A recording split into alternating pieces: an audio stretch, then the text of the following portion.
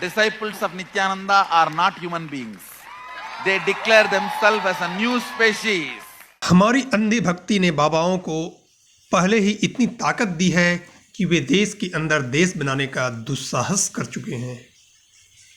इनको गिरफ्तार करने में कई दफ़ा बड़े पैमाने पर खून खराबा हुआ है। रामपाल और राम रहीम को गिरफ्तार करना तो आतंकियों की गिरफ्तारी से भी अधिक कठिन कार्य हो गया था। कई लोगों की जान गई थी। इन लोगों ने अपना एक पैरेलल किला बना लिया था। लेकिन अब ऐसे फर्जी संतों का दुस्साहस इतना बढ़ गया है कि ये अपने काले कारनामे के बाद देश छोड़कर विदेश भाग जा रहे हैं और वहाँ अपना देश बना रहे हैं, अपना रिजर्व बैंक घोषित कर रहे हैं और अपनी करेंसी भी जारी कर रहे हैं। अपने काले कारनामों के लिए चर्चा में रहने वाला स्वयंभू संत नित्यानंद अब एक नया कारनामा करने जा रहा है। गणेश चतुर्थी के दिन वह अपने देश कैलासा के लिए रिजर्व बैंक की स्थापना करेगा और उसकी करेंसी यानी मुद्रा भी जारी करेगा। नित्यानंद ने यह भी ऐलान किया है कि उसके देश की पूरी इकोनॉमिक पॉलिसी तैयार है, जिसका गणेश चतुर्थी के दिन ऐलान किया जाएगा। इस साल 22 अगस्त को गणेश चतुर्थी पड़ रही है। नित्यानंद का यह भी दावा है कि उसने अपने देश के लिए स्थापित किए जाने वाले रिजर्व बैंक ऑफ कैलासा को होस्ट करने के लिए एक देश के साथ MOU भी कर लिया है। सवाल उठता है कि आखिर नित्यानंद ने यह देश कब और कहां बनाया। नित्यानंद का 2010 में एक अभिनेत्री के साथ सेक्स टैप वायरल हुआ था। उस समय उस पर काफ़ी बवाल मचा था और इसके बाद 2012 में उसकी एक शिष्या ने उस पर रेप का आरोप लगाया था। इसके बाद इस मामले में नित्यानंद की गिरफ्तारी भी हुई थी और वह जेल भी गया था। पर नित्यानंद जब जेल से बाहर आया और पुलिस ने उसे दोबारा गिरफ्तार करना चाहा तो पता चला कि वह देश छोड़कर फरार हो गया है। इसके बाद 42 वर्षीय नित्यानंद ने 2019 में अपने देश कैलासा का ऐलान कर दिया। दरअसल नित्यानंद ने जिस कैलासा को अपना देश बताया है वह दक्षिणी अमेरिकी देश इक्वाडोर में खरीदा गया एक आइलैंड है। उसने खुद इसे कैलासा का नाम दिया है।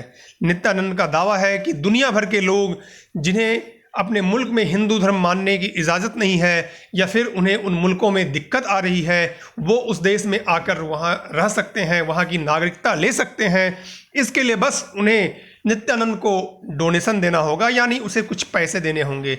नित्यानंद भले ही आज अपने देश के लिए रिजर्व बैंक की स्थापना कर रहा हो, लेकिन इससे पहले वह अपने देश का 2 कलर का पासपोर्ट जारी कर चुका है। उसने राष्ट्रीय पशु पक्षी फूल वृक्ष तक का ऐलान कर दिया है।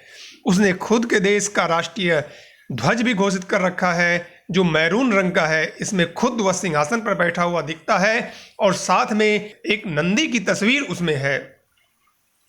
नित्यानंद अपने कारनामों में भगवान शिव और उनसे जुड़े प्रतीकों का भरपूर उपयोग करता है। उसने अपने देश के प्रधानमंत्री, कैबिनेट सदस्यों व विभिन्न विभागों का भी ऐलान कर रखा है। नित्यानंद की एक वेबसाइट भी है इस संबंध में जो 21 अक्टूबर 2018 को बनाई गई है। इसका रजिस्ट्रेशन पनामा में कराया गया है और इसका IP एड्रेस अमेरिकी शहर डलास में है। नित्यानंद अकेला संत नहीं है जिस पे रेप या हत्या और इस तरह के दूसरे गंभीर आरोप लगते रहे हैं। आसाराम, चिन्मयानंद, राम रहीम, रामपाल ऐसे संतों की लंबी स्वयं घोषित संतों की लंबी कतार है भारत में। नित्यानंद पिछले 50 सुनवाइयों से कोर्ट में रेप के मामले में हाजिर नहीं हुआ है।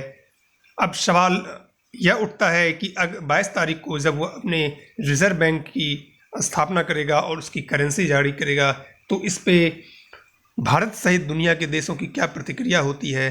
क्या उसके खिलाफ जांच एजेंसियां अपनी कार्रवाई तेज करेगी या फिर इस मामले को यूं ही रहने दिया जाएगा। जनज्वार के लिए मैं राहुल सिंह।